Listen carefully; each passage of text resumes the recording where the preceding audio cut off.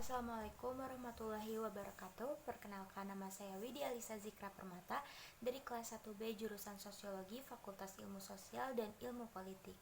Di sini saya akan menjelaskan materi tentang apa saja sih yang telah saya pelajari selama pertengahan semester di semester awal ini tentang bahasa Indonesia. Nah, yang pertama itu ada materi fungsi dan ragam dari bahasa Indonesia. Yang kedua itu ada membaca dan menyimak. Yang ketiga itu ada ringkasan, ikhtisar, dan resensi. Yang keempat itu ada diksi. Yang kelima ada paragraf. Dan yang keenam itu ada karya ilmiah. Di sini saya akan menjelaskan materi pertama, yaitu fungsi dan ragam dari bahasa Indonesia. Nah, di sini ada Undang-Undang RI nomor 20 tahun 2003 tentang Pendidikan Nasional. Dalam pasal 37 ayat 2, di situ dijelaskan bahwa mewajibkan perguruan tinggi untuk menyelenggarakan mata kuliah pengembangan kepribadian. Nah, terus ada dari Undang-Undang Dasar 1945 dalam bab 15 pasal 36. Di situ dijelaskan bahwa bahasa negara adalah bahasa Indonesia. Dan juga yang terakhir ada dari Sumpah Pemuda tahun 1928. Di situ dijelaskan bahwa kami putra dan putri Indonesia menjunjung bahasa persatuan bahasa Indonesia. Nah, selanjutnya ada fungsi dari bahasa. Yang pertama itu ada sebagai alat komunikasi dan juga alat berpikir. Nah, alat komunikasi di sini dengan bahasa kita tuh dapat berkomunikasi dengan antar individu dan individu lainnya, dan juga sebagai alat untuk berpikir untuk kita sendiri. Nah, selanjutnya ada sebagai alat mengekspresikan diri. Nah, dengan mengekspresikan diri dengan bahasa yang kita gunakan, kita tuh dapat mengetahui diri kita tuh sedih ataupun sedang bahagia. Kita juga dapat melihat orang itu dalam ekspresi mereka, dalam bahasa yang mereka gunakan. Nah, selanjutnya itu ada sebagai alat integrasi dan beradaptasi sosial. Nah, kita tuh dengan bahasa kita tuh dapat menjalin integrasi dan juga dapat beradaptasi sosial dengan bahasa yang kita gunakan. Dan juga yang terakhir sebagai alat kontrol sosial. Nah, dengan bahasa tuh kita tuh dapat mengontrol sosial kita sesuai dengan apa yang kita inginkan. Nah, selanjutnya ada fungsi dari bahasa Indonesia itu sendiri, yaitu sebagai bahasa nasional dan sebagai bahasa negara. Selanjutnya itu ada ragam bahasa. Nah, ragam bahasa itu adalah variasi bahasa karena pemakaian bahasa. Nah, terus itu tuh diklasifikasikan dalam dua cara. Nah, yang pertama tuh berdasarkan cara berkomunikasi. Nah, dalam cara berkomunikasi itu terdapat dalam lisan dan juga tulisan. Nah, kita tuh bisa mengekspresikan diri dengan bahasa yang kita gunakan, dan juga kita tuh dapat mengaplikasikannya dalam tulisan. Nah, selanjutnya itu ada dari situasi pemakaian. Nah, di situasi pemakaian itu ada formal, semi formal, dan non formal. Nah, bahasa itu dapat digunakan dalam situasi-situasi tersebut. Terdapat bahasa-bahasa juga yang dipilih dalam formal, semi formal, maupun non formal. Nah, selanjutnya itu ada materi yang kedua, yaitu membaca dan menyimak. Nah, membaca adalah proses untuk memperoleh pesan yang disampaikan oleh penulis. Nah, tujuannya tuh untuk memperoleh informasi dan juga memahami makna dari bacaan. Terus, membaca itu ada tekniknya, ada 3 teknik, yaitu ada scanning, skimming, dan juga SQ3R. Nah, scanning digunakan untuk mendapatkan informasi dengan cepat dan juga akurat. Nah, jika skimming itu untuk menyerap informasi penting dalam bacaan dan untuk memperoleh topik bacaan, bagian penting, fakta, dan juga opini.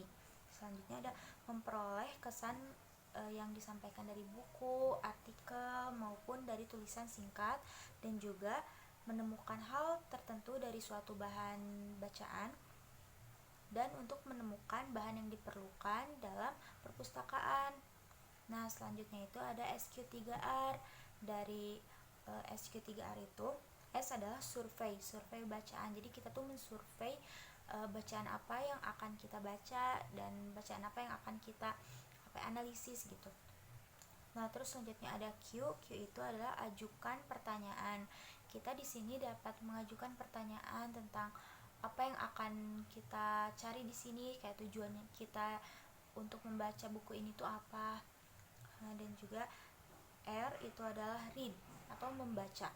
Nah, di situ kita baca dulu materi-materinya, kita serap informasi yang didapat dari buku tersebut.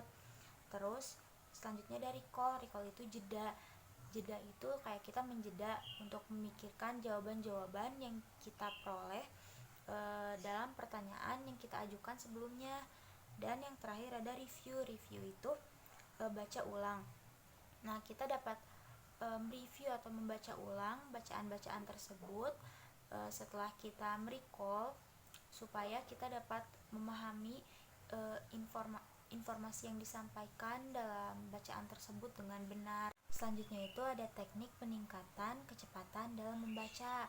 Yang pertama itu membaca dengan diam, selanjutnya konsentrasi, terus memperluas jangkauan mata, terus menyapu ke bawah, membaca dengan menyapu ke bawah, membaca per kelompok kata, dan juga mencari kata kunci dari bacaan tersebut, dan juga membaca tanpa mengulang-ulang kata, dan membaca tanpa berhenti lama pada awal kalimat. Selanjutnya ada langkah-langkah membaca dengan kritis.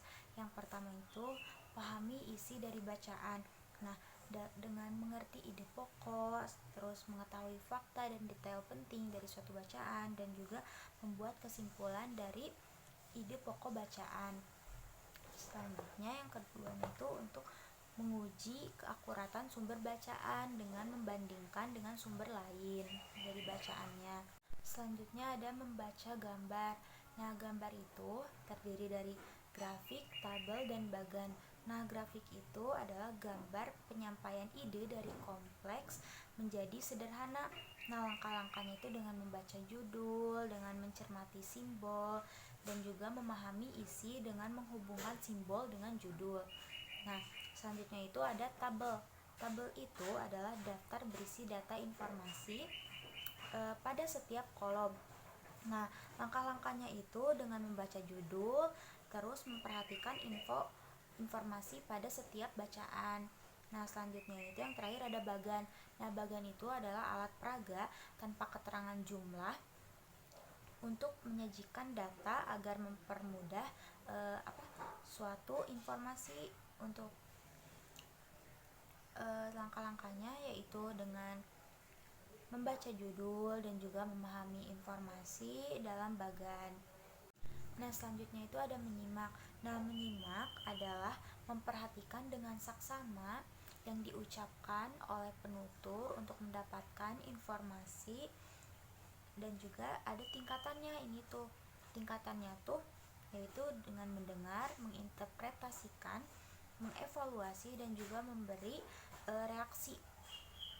Nah, selanjutnya itu tantangan dalam menyimak. Nah, yang pertama itu ada perhatian menjadi terbagi, selanjutnya ada gangguan dan juga tidak mengindahkan pesan, terus ada penilaian yang terburu-buru, dan juga kurangnya pendengaran yang didengar dalam menyimak. Selanjutnya saya akan memaparkan materi yang ketiga, yaitu tentang ringkasan, ikhtisar, dan juga resensi. Nah, yang pertama itu ringkasan. Nah, ringkasan itu adalah memendekkan bacaan dengan mengambil intisari tanpa mengubah struktur wacana. Nah, tujuannya itu untuk apa sih? Nah, untuk membantu pembaca mengetahui isi buku tebal ataupun karangan panjang dalam waktu yang singkat. Nah, caranya tuh dengan membaca naskah asli dan juga mencatat gagasan utama, kemudian menyusun kembali gagasan utama dengan struktur yang benar, dan juga mempertahankan bahasa atau sudut pandang dari pengarang. Nah, selanjutnya itu ikhtisar. Ikhtisar adalah memendekkan bacaan dengan mengambil intisari tanpa terikat pada struktur wacana. Nah, tujuannya itu untuk mengetahui isi buku tebal atau karangan panjang dalam waktu yang singkat, dan juga langkah-langkahnya kita dapat dengan membaca naskah asli dan juga mencari gagasan utama, kemudian menyusun kembali gagasan utama tanpa terikat struktur wacana, namun gagasan asli pengarang dipertahankan. Nah, kemudian bentuk dari ini tuh adalah bagan, kerangka, dan juga kalimat. Nah, selanjutnya itu ada resensi. Resensi adalah karangan yang berisi penilaian terhadap karya tulis. Nah, tujuannya itu untuk memotivasi pembaca untuk membaca bacaan yang asli, buku yang asli, terus memberi informasi kelayakan buku, terus untuk memberi kritik, terus koreksi, dan juga memaparkan kekurangan dan kelebihan dari buku, dan juga mencari penghubung keinginan pembaca dengan penulis. Terus unsur-unsurnya itu ada dari jenis buku, identitas buku. Identitas buku tuh seperti penulis, penerbit, tahun terbit, harga buku, tebal halaman. Terus ada tujuan pengarang buku, ada tujuan ataupun kata pengantar, dan juga keunggulan dan kelemahan dari buku. Nah, terus ada langkah-langkahnya nih. Langkah-langkahnya itu yang pertama, membaca dengan cermat, terus tuliskan kelemahan dan kelebihan dalam buku dan juga informasi yang penting lainnya. Terus membandingkan dengan buku yang bertemakan atau bertopik yang sama, dan juga membuat ikhtisar atau ringkasan terlebih dahulu. Nah, selanjutnya saya akan membahas tentang materi yang keempat, yaitu diksi.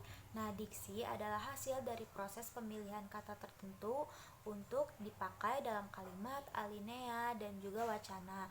Nah, untuk memilih diksi, yaitu perlu kata yang tepat dan perlu dianalisis dan pertimbangan tertentu. Nah, ada syarat ketepatan pemilihan kata. Yang pertama ada denotasi dan juga konotasi. Dalam denotasi kita dapat dicontohkan dengan bunga edelweiss tumbuh di gunung. Sedangkan konotasi adalah bunga bang melambung tinggi. Jadi keduanya itu memiliki perbedaan yang signifikan, kayak itu adalah denotasi itu kayak kata sesungguhnya, sedangkan dalam konotasi itu kata-kata yang diartikan seperti itu. Nah, selanjutnya yang kedua ada sinonim. Sinonim di sini tuh seperti kata pengubah dan peubah itu memiliki arti yang berbeda dan dapat dicontohkan di kalimat yang berbeda juga, seperti pengubah. Pengubah itu adalah hal yang diubahnya, sedangkan peubah itu orang yang mengubahnya. Nah, selanjutnya yang ketiga itu ada kata-kata yang mirip. Nah, kata-kata yang mirip itu bisa kita sebut dengan typo. Nah, di sini tuh kayak kita ingin nulisnya tuh karton, tapi malah typonya tuh ke kartun gitu. Jadi misalkan nih kayak aku ingin mesen karton dong, tapi malah tipenya ke kartun. Nah, itu memiliki perbedaan arti seperti itu. Jadi kayak typonya tuh berlebihan gitu. Terus yang selanjutnya ada kata-kata abstrak. Kata-kata abstrak tuh seperti kebahagiaan. Nah, kebahagiaan itu didefinisikan oleh orang-orang itu berbeda. Orang-orang mendefinisikan kebahagiaan itu memiliki perbedaan dalam pemikiran seperti itu. Terus yang selanjutnya ada kata penghubung yang berpasangan. Nah, ini misalkan ya saya mencontohkan yang salahnya, antara ada dengan tiada. Itu kan tidak nyambung ya. Jika saya ubah gitu dengan yang benarnya, antara ada dan tiada, antara dan. Jadi itu kata-kata yang lebih nyambungnya seperti itu. Terus yang selanjutnya ada kata umum dan kata khusus. Nah, umum bisa dicontohkan dengan melihat. Terus khususnya seperti apa? Seperti melotot, terus menonton, menatap, melirik, dan juga mengawasi seperti itu. Nah, selanjutnya itu dari gaya bahasa. Nah, gaya bahasa di sini tuh misalnya kayak majas, terus cara penutur menyampaikan maksudnya, dan juga dapat menimbulkan kesan tertentu bagi mitra tuturnya. Nah, selanjutnya itu ada faktor yang mempengaruhi tampilan bahasa dalam berkomunikasi. Yang pertama itu ada cara dan komunikasi. Nah, di sini tuh seperti contohnya tuh lisan atau tulisan, dan juga langsung atau tidak langsung, dan media cetak atau elektronik. Selanjutnya itu bidang ilmu. Bidang ilmu tuh di sini kayak misalkan filsafat, dalam agama, dalam hukum, dalam kedokteran, mereka memiliki perbedaan gitu. Terus dalam situasi itu ada dalam formal, semi formal maupun non formal. Selanjutnya dari halayak itu dari umur, jenis kelamin, terus tingkat pendidikan, status sosial. Pasti di situ tuh memiliki penutur bahasa yang berbeda-beda gitu. Terus dari tujuan, dari membangkitkan emosi, humor, dan juga informasi. Nah, selanjutnya itu ada idiom. Nah, idiom itu adalah ungkapan yang artinya itu tidak langsung dijabarkan unsur-unsurnya. Nah, contohnya tuh kayak gulung tikar, adu domba, terus kayak muka tebal. Selanjutnya adalah ungkapan idiomatik. Nah, ungkapan idiomatik itu pasangan kata yang selalu muncul dalam bersama frasa gitu. Terus contohnya tuh kayak gini, polisi bertemu dengan maling. Itu tuh bukan ungkapan idiomatik. Nah, tetapi contoh ungkapan idiomatiknya tuh polisi bertemu dengan maling. Terus contohnya lagi, berita selengkapnya dibacakan Ramzi. Tapi ungkapan yang sebenarnya itu berita selengkapnya dibacakan oleh Ramzi. Selanjutnya saya akan memaparkan tentang materi yang kelima, yaitu paragraf. Nah, paragraf itu secara singkatnya adalah sekelompok kalimat yang mengembangkan satu gagasan. Nah, setelah itu ciri-ciri dari paragraf itu apa? Yang pertama itu satu gagasan utama, yaitu tertuang dalam kalimat topik. Jadi gagasan utamanya itu ada pada kalimat utama yang depan. Terus selanjutnya ada beberapa informasi tertuang dalam kalimat penjelas atau kalimat pengembangnya gitu, kayak setelah gagasan utama. Nah, selanjutnya ada bentuk visual paragraf ditandai oleh perenggangan baris antar kelompok kalimat atau penjorokan ke dalam baris pertama kelompok kalimat tersebut. Jadi kayak ada joroknya gitu, menjorok si paragraf itu tuh. Terus kayak gagasan utama itu memiliki kalimat topik kan. Mereka tuh ada implisit atau eksplisit. Jadi implisit itu tersirat, kita tuh harus menganalisis terlebih dahulu ini tuh pembahasannya tuh tentang apa, misalkan tentang manfaat, tetapi mereka tuh penjelasannya tuh bakalan kayak gak langsung seperti itu. Nah, selanjutnya tuh ada kalimat topik eksplisit. Nah, kalau eksplisit itu secara gamblang kayak di topik itu tuh menjelaskan tentang manfaat dari tanaman, kayak langsung disebutin gitu, manfaatnya tuh bla bla bla bla, disebutin seperti itu. Nah, di kalimat topik itu ada awal, akhir, awal dan akhir. Jadi kita tuh harus mencarinya gitu, kayak ini tuh ada di awal, ada di akhir, ada juga di awal dan di akhir seperti itu. Terus ciri paragraf yang baik tuh yaitu kesatuan, kepaduan, dan juga kelengkapan. Nah, kalau kesatuan itu fokus pada gagasan utama. Terus kayak gagasan gagasan sederhananya seperti itu. Terus dari kepaduan yaitu kata kunci, kata ganti, dan juga kata transisi ataupun konjungsi. Selanjutnya itu karya ilmiah. Karya ilmiah itu memiliki fungsi diantaranya sarana mengembangkan ilmu pengetahuan, teknologi, dan juga seni.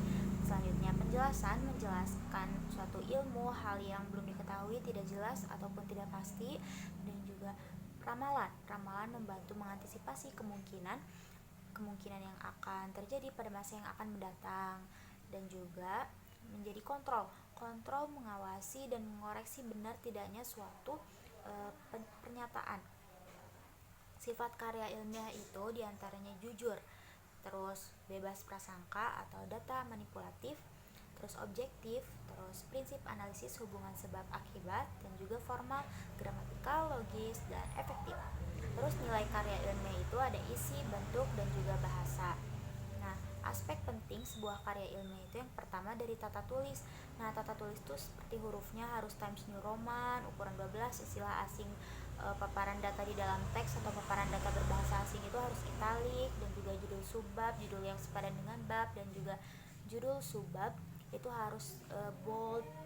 Terus angka itu nomor halaman abstrak, kata pengantar, daftar isi, dan daftar lampiran harus angka Romawi kecil seperti itu. Terus huruf kapitalnya itu kayak huruf awal judul subbab, kecuali kata sambung harus kapital. Terus judul bab atau judul yang sepadan dengan bab harus kapital semua.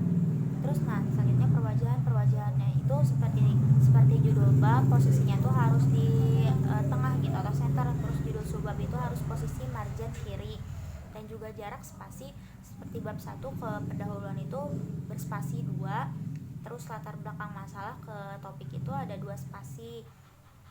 Terus selanjutnya itu bahannya itu harus dari kertas HVS putih A4, kayak jilid berupa hardcover dari bahan buffalo atau linen, jilid luar berupa soft cover, pembatas setiap bab berupa kertas Dursaing, terus warna mengacu pada aturan internal, makalah tidak perlu menggunakan pembatas, seperti itu. Sekian materi yang dapat saya sampaikan, semoga bermanfaat. Terima kasih atas perhatiannya. Wassalamualaikum warahmatullahi wabarakatuh.